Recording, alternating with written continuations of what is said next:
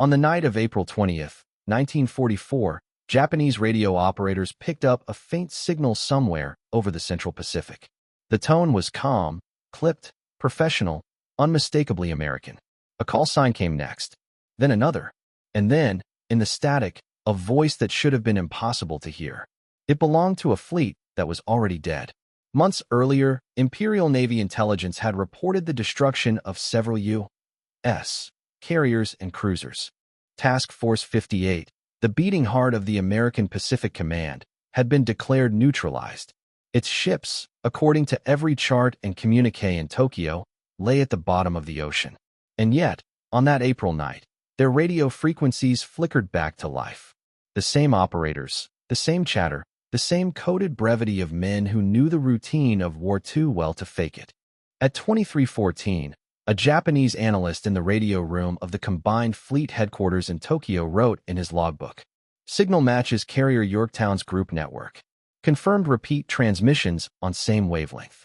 Possibly survivors." Survivors. That word traveled up the chain of command within minutes, waking Admiral Somu Toyota. He listened to the recordings himself, the rhythmic dots and dashes, the background hum, the unmistakable tempo of trained American operators. "Impossible," he said quietly. His staff waited for the rest of the sentence. It never came. Within the hour, reconnaissance planes were ordered to patrol the seas south of the Marianas. The assumption was clear. The Americans were regrouping for a strike. And yet, when the search planes returned, they found nothing. No smoke, no ships, not even oil slicks. Only endless blue water. Still, the signals continued. In the days that followed, Tokyo's intelligence network grew obsessed. Analysts mapped triangulations, argued over echoes, traced the ghost transmissions across 1,000 miles of ocean. The same names kept appearing in the decoded fragments: Hornet, Enterprise, Yorktown. The dead, it seemed, were talking again. Reports from Japan's island outposts confirmed the madness. Garrison commanders on Truk, Saipan, and Rabaul began sending frantic updates. Radar contacts, phantom convoys, carrier groups glimpsed through mist, each sighting followed by silence. An entry from the Truk Atoll Operations Diary reads, "Detected multiple American radio signatures. Estimated 3 carriers. No visual confirmation. Atmospheric strong. Possibly deception or ghosts." But the Imperial Navy had no framework for ghosts. The idea that an enemy could exist purely in the airwaves, without hulls, without decks, without smoke, was unthinkable. In Pearl Harbor, the truth was simpler and infinitely stranger. A small team of American radio operators sat in a sealed room surrounded by humming equipment. On the wall hung a map of the Pacific covered in colored pins. Each represented a ship, not a real one, but a signal, a voice, a lie. The operation had a code name, Ferdinand.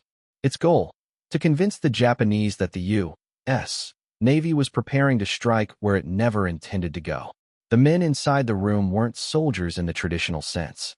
They were performers, technicians, and linguists trained to mimic the radio habits of entire fleets. They spoke like captains, cursed like deckhands, paused in ways that matched the rhythm of Morse keys from ships that no longer floated. Every sentence they transmitted had been studied, patterned, measured. Even the mistakes were intentional. Outside, the Pacific War burned on in reality. Ships clashing at Truk, planes falling over New Guinea, men dying in places that had no names. But here, in the windowless room, another kind of battle was being fought, one made of static, rhythm, and silence. On the third day of transmissions, the Japanese command shifted 2 full air groups south toward the Marianas, burning thousands of gallons of precious aviation fuel. They were chasing a fleet that didn't exist. The American operators heard the intercepted Japanese messages through their own monitoring stations. They said nothing. They simply looked at one another, tired, unshaven, bathed in the red glow of instrument lights, and kept transmitting. A log entry from one of them, Lieutenant Harold Keene, survives in the archives. "They're chasing us now. The ghosts. It feels like we've become what we're pretending to be." The deception had worked better than anyone expected. Tokyo's reconnaissance network spiraled into confusion, drowning in false data, repositioning ships that no longer had fuel to spare. The Imperial Navy's mind, once precise, methodical, was being rewired by fear. For the first time in the Pacific War, Japan was reacting to shadows. And the Americans had learned something new. In modern war, power wasn't just in steel and fire. It was in sound. 48 hours after the first false signals, Admiral Toyota convened an emergency meeting. Maps covered the table. He pointed to the area south of Saipan and said, "There. The enemy gathers there." But no fleet waited there. Only the whisper of static over an empty ocean. And still, the Japanese prepared for battle. Where are you watching from? Let me know in the comments below, and don't forget to subscribe to this channel. Every war invents new kinds of soldiers. In 1944, the U.S. Navy created a kind the world had never seen. Men who fought not with bullets, but with words and waves. They called themselves the radio deceivers. Hidden in soundproof rooms across Hawaii, Guadalcanal, and Australia, these operators built an army of voices. Their task, to resurrect fleets that no longer existed, the ghosts first heard by the Japanese a few weeks earlier. Each man studied for weeks before he ever touched a transmitter. They learned the tone and cadence of specific officers, how they paused between phrases, when they coughed, how fast they tapped the Morse key. Some even memorized entire routines, fake ship logs, imaginary cargo lists, weather reports, anything to make the illusion breathe. A training officer described it later as theater under siege. You had to believe you were that man on that deck, or the enemy never would. In one cramped building near Pearl Harbor, Lieutenant Jack Moore sat in front of 3 transmitters. His job was to imitate a destroyer escort somewhere in the South Pacific. Every morning he received a script, coordinates to report, fake engine malfunctions, coded conversations with other imaginary ships. He followed it with the precision of an actor terrified to miss a line. When his captain called over the air, he responded exactly as the real man once would have, firm, clipped, confident. The enemy on the other end was listening, analyzing, cataloging. Every hesitation could break the spell. We were ghosts pretending to be men pretending to be ghosts, Moore wrote years later. You start to forget which is which. The deception program, codenamed Operation Ferdinand, had grown into a vast network. Dozens of transmitters pulsed across the Pacific, coordinated by time, rhythm, and tone. From a distance, to Japanese intercept teams, it looked like a massive fleet coordinating maneuvers. But behind those voices, there were only headphones, cigarettes, and exhaustion. Every night, the operators studied intercepted Japanese responses. Analysts in Washington and Pearl Harbor broke down the enemy's confusion line by line. Entire squadrons redirected, convoys rerouted, search planes launched into empty ocean. One memo from Naval Intelligence read simply, "Deception effective. Tokyo believes in our ghosts." The psychological effect was profound. Japanese reconnaissance pilots began reporting phantom formations, fleets glimpsed through cloud banks, silhouettes that vanished into haze. The mind, once primed to expect an enemy, found one in the fog. Meanwhile, the American team refined their craft. They experimented with background noise, the faint whir of engines, the echo of metal bulkheads, the crackle of rain on the deck, all recreated using simple tricks. A piece of tin, a bucket of water, a metronome. Sound became strategy. One day, a linguist named Evelyn Reed joined the project. Her role was to ensure authenticity in the officers' phrasing. She noticed that some operators sounded too clean, too perfect. Real naval men, she explained, were messy in speech. They interrupted, misheard, joked even in chaos. So she added the humanity back in. Perfection, she said, is the enemy of belief. The effect was immediate. Japanese analysts, monitoring from their island bases, noted that the enemy communications were consistent with live fleet activity. The deception had crossed the line from convincing to indistinguishable, but it came with a strange kind of cost. The radio deceivers lived in isolation, forbidden from contact with the outside world. Their families believed they were technicians, clerks, anything but what they truly were, architects of illusion. Moore later recalled how, during one long transmission, he caught himself answering to his ship's name even off duty. When you live as someone else long enough, he said, the silence afterward feels like dying. Still, the work continued. The fakes multiplied. American strategists began using the Phantom Fleet as a weapon in itself, broadcasting false invasion orders, weather delays, and code chatter so convincingly that entire Japanese divisions moved to defend imaginary shores. The program's engineers called it painting with static. Each transmission another brushstroke, each silence another shadow. The Pacific became their canvas, and across it they drew an enemy that wasn't there. By May 1944, the Japanese Naval Command was convinced the next American strike would come at Formosa or the southern Philippines. Every intercepted signal reinforced that belief, and none of them were real. Tokyo began shifting defenses accordingly.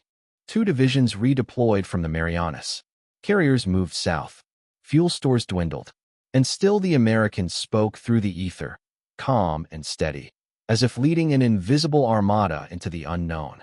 The illusion had become its own kind of power, a war fought entirely in the imagination. And in that silence between transmissions, as the static faded and the operators removed their headphones, each man felt the weight of it, the eerie knowledge that he might never fire a shot, yet still change the course of the war. A memo arrived from Washington that month. One line stood out. They're preparing for ghosts. Keep them busy. No one knew yet how effective the deception truly was. But when the first Japanese planes took off, searching for the Phantom Fleet, the operators leaned close to their radios and listened. Out in the Pacific night, engines roared toward an empty horizon, and the men who had created that horizon waited, silent, unseen, for the next move in the war they had built from air. By June 1944, the Pacific was alive with ghosts. Everywhere Japanese scouts turned, they found evidence of an American fleet that wasn't there: coded transmissions, intercepted chatter, the invisible hum of engines beneath static. From Formosa to the Philippines, Imperial intelligence drew circles on their maps, each marking the supposed position of a U.S. task force. None of them were real, and that was exactly how the Americans wanted it. The deception, now expanded and renamed Operation Vengeance, had grown into the largest coordinated radio illusion in naval history. Its goal was simple: to convince Japan that the next Allied assault would fall on Formosa, not the Marianas. In reality, the true target was the island of Saipan, the key to Japan's inner defense line, only 1,200 miles from Tokyo itself. If Saipan fell, bombers could strike the Japanese homeland for the first time. But to reach it, the Americans needed surprise, a window of confusion so narrow that even a few days' misdirection could decide the fate of tens of thousands of men. That window opened in static. For weeks before the invasion, the fake fleet moved across Japanese maps like a ghost convoy. Radio deceivers simulated long-range reconnaissance reports, weather requests, encrypted navigation data, even the random bursts of idle conversation that filled real naval channels.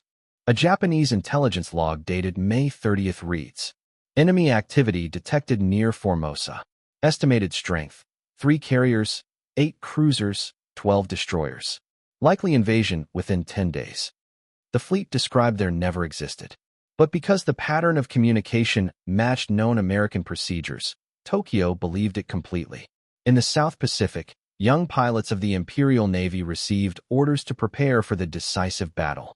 Fuel reserves were diverted, ammunition shipped, entire divisions pulled from defensive lines in the Marianas to reinforce Formosa. Meanwhile, the real U.S. fleet, massive, silent, and very much alive, gathered far to the east. Admiral Raymond Spruance called it the quietest storm in history. His ships moved without a word over the air, hidden behind layers of interference and decoy chatter. Above them, reconnaissance planes flew without transmitting, relying on visual signals alone. The ocean was silent. All the noise had been moved elsewhere. On June 13th, Japanese patrol aircraft sighted faint shapes on the horizon near the Marianas. By then, it was too late. Most of their strike aircraft were hundreds of miles away, circling over empty seas, chasing the Phantom Fleet they had been trained to find. In Tokyo, radio operators still intercepted American traffic near Formosa. They didn't know that what they were hearing came from a room in Hawaii, where Lieutenant Jack Moore and his team had been transmitting continuously for 60 hours. Moore's logbook for that night reads simply, "Still holding. They're searching shadows while the real fight begins. That fight began at dawn on June 15th, when U.S. Marines landed on the beaches of Saipan. The Japanese defenders, expecting a feint, hesitated. Their reinforcements were too far south. Air cover was scattered. The misdirection had worked perfectly. When Japanese headquarters finally realized the truth, they tried to redirect their fleets north. But by then, the Americans had already dug in, their beachhead secured. The decisive Battle of the Marianas, the Battle of the Philippine Sea, was no longer a question of who struck first. It was a question of who had been looking the wrong way. In intercepted Japanese communications, American analysts found disbelief bordering on panic. One transmission read, "No enemy detected at Formosa. Radar false. Intelligence compromised." Another, hours later, simply said, "We were deceived." The human cost of that deception was impossible to calculate precisely, but its effect was immediate. Because the Japanese had prepared for an attack in the wrong place, the U.S. lost far fewer men and ships than expected. Intelligence estimates later suggested that the radio illusion may have saved more than 20,000 Allied lives. One officer wrote in his post-action report, "We won this battle before a single shot was fired, in rooms filled with wires, microphones, and men who never saw the ocean." Yet for the deceivers themselves, victory felt strange. When the first reports of Saipan's landings reached them, they were still at their stations, whispering false coordinates into the void. Their war, invisible, endless, exhausting, had no front line, no medals, no glory. Jack Moore described it in his final entry. "It's an odd thing, saving lives with lies. You start to wonder if the truth will ever sound real again." By the end of June, the Japanese High Command had completely withdrawn from its Formosa operation. Their navy, drawn into a battle it wasn't ready for, suffered catastrophic losses in the Philippine Sea. The Americans called it the Great Marianas Turkey Shoot. The Japanese called it the Day of Emptiness. Neither side spoke of the invisible war that had made it possible. Out in the Pacific night, the fake fleet still whispered across the radio waves for several days, long after the real ships had vanished beyond Saipan's burning shores. Then, one by one, the operators shut off their transmitters. The static faded, replaced by a silence so deep it felt like the sea itself had stopped breathing. And somewhere in Tokyo, a single analyst stared at a blank section of ocean and wondered how an empire could be defeated by voices that never existed. By the summer of 1944, deception was no longer an experiment. It had become a weapon. Inside the operations center at Pearl Harbor, Admiral Chester Nimitz studied a map of the Pacific covered in red and blue pins. Some marked real ships, others marked nothing at all, voices in the air, invisible fleets built from radio waves. Yet to the Japanese, they looked the same. The Americans called it an electronic smokescreen. It was war without shells, fire without flame, a strategy so intricate that even many U.S. officers didn't fully understand how it worked. Every true movement of the fleet was now mirrored by a shadow operation. Fake transmissions, fabricated convoys, false weather reports, even imaginary distress calls. The goal was simple: overwhelm the enemy's senses until he no longer trusted what he heard. At a secret Navy facility on Oahu, teams of radio deceivers synchronized their signals with real naval actions. If a task force moved west toward Saipan, another fleet appeared to move north toward Formosa. When one carrier group went silent, its phantom counterpart filled the air with chatter to draw Japanese radar and aircraft away. Engineers manually adjusted delays in the signal chain, making it seem as though the phantom ships were moving across hundreds of miles of ocean. Each transmission was carefully timed, a ghost convoy that breathed and shifted with eerie precision. A Japanese intercept officer in truck recorded his confusion in a report later captured by Allied forces. "We hear them, but no one sees them. This cannot be coincidence." The illusion worked because it played on a simple truth of war. Everyone wants to believe their instruments. In Tokyo, intelligence analysts plotted American movements that perfectly matched their expectations. If the Empire believed the enemy would strike Formosa, the radios confirmed it. If they feared a feint near the Marianas, the static whispered it true. Deception had become self-sustaining. By August, Entire sections of the Imperial Navy's reconnaissance network were chasing ghosts, ships that never sailed, submarines that never submerged, air groups that lived only in the imagination. The Japanese High Command demanded certainty, but certainty no longer existed. One officer, pressed for coordinates of the American fleet, reportedly shouted at his radio crew, "Then find it. You tell me you hear it. You tell me you track it. Where is it?" No one could answer. In the American war rooms, the tension was different.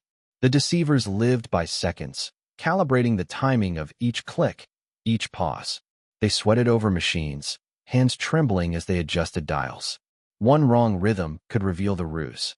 A technician named Daniel Price described those nights. You'd sit in a room full of heat and wires, pretending to be a ship 3,000 miles away. When you keyed the transmitter, you could almost feel the sea beneath you, even though you were on dry land. Each night, the Pacific became an orchestra of lies, hundreds of signals overlapping, drifting, blending until the air itself seemed alive. To an enemy ear, it was the sound of invasion. Psychological warfare was no longer an abstract idea. It was measurable, physical. Japanese pilots flew toward phantom radar contacts and vanished into storms. Convoys rerouted. Fuel vanished. Morale cracked. One intelligence summary noted, "Enemy intercepts indicate persistent uncertainty." Commanders argue among themselves that uncertainty was the real victory. The more the Japanese searched for order, the less they found. Every signal they intercepted deepened the illusion, and with each day, the American fleet moved closer to its next real objective, shielded by a wall of invisible noise. Even Nimitz, pragmatic and unsentimental, admitted privately that the deception program was reshaping the nature of command. "In the old Navy," he told an aide, "we hid behind smoke. Now we hide behind sound." By late September, the electronic smoke screen had become part of every major U.S. operation in the Pacific. Every landing force had a shadow. Every attack was paired with a whisper.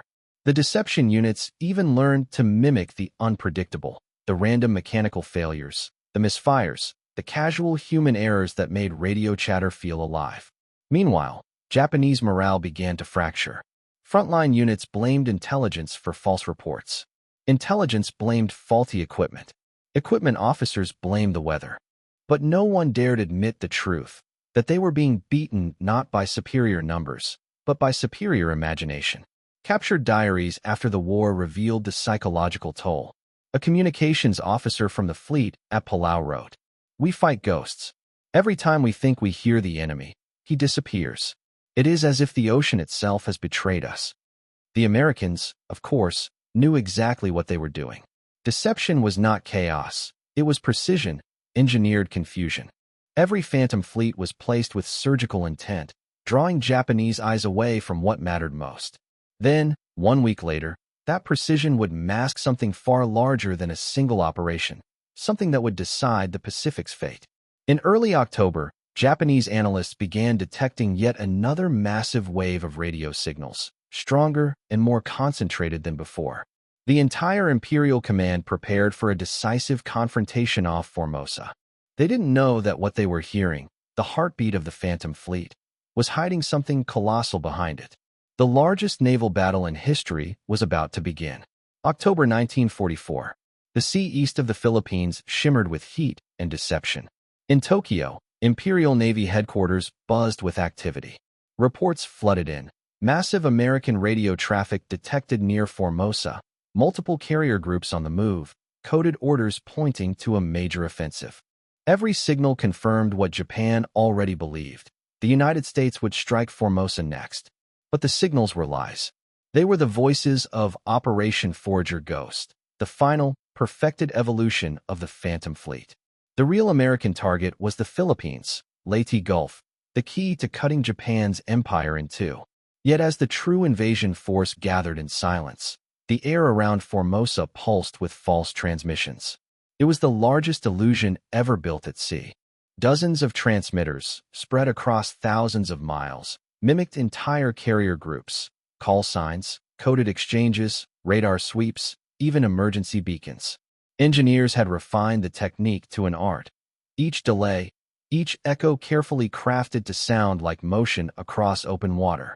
Japanese analysts traced the Phantom fleet moving steadily northwest. Admirals argued over its exact position, some insisting it numbered at least 15 ships. The Emperor's command center authorized massive countermeasures.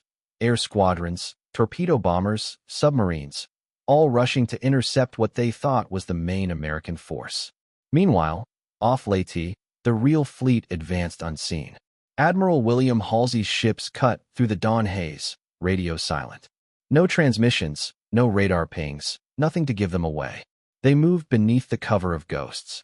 In the Japanese command center, frustration turned to fury.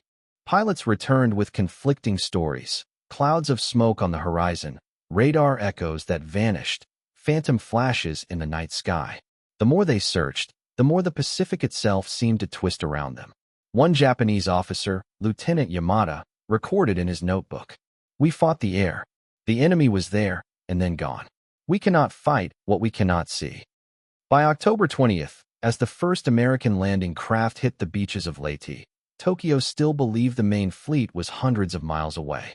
Orders to reinforce the Philippines came too late. The Imperial Navy, divided and disoriented, stumbled into the battle that would become its undoing. From their soundproofed rooms in Hawaii and Australia, the radio deceivers listened as their creation unfolded. They heard the confusion, fragmented Japanese orders, frantic corrections, silence where commands should have been. One operator whispered to another, "They're chasing the shadows again."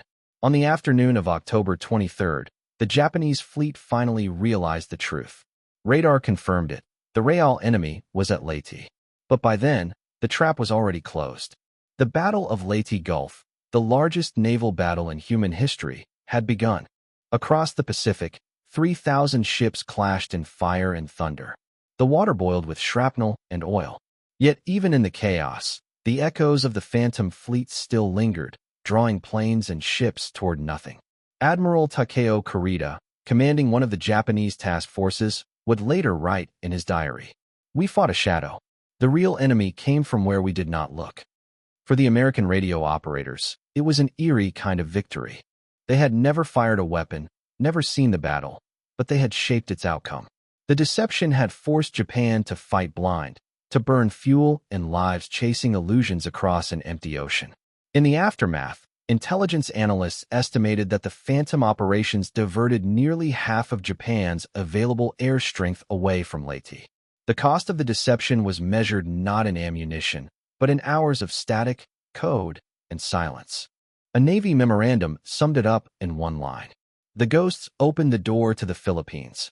When the reports of victory arrived, the deceivers simply sat at their consoles. Some laughed softly, others removed their headphones and just listened to the hum of the equipment, the sound of a war fought entirely in the air. Outside, the Pacific wind carried the real noise of battle. Distant explosions, far-off thunder, but in those rooms, there was only calm. Sometimes, they thought, victory didn't belong to the ones who shot straighter, but to those who could make the enemy shoot at nothing. When Japan surrendered in August 1945, the air over the Pacific finally went quiet. The radios that had once carried the heartbeat of war now hummed with static and silence.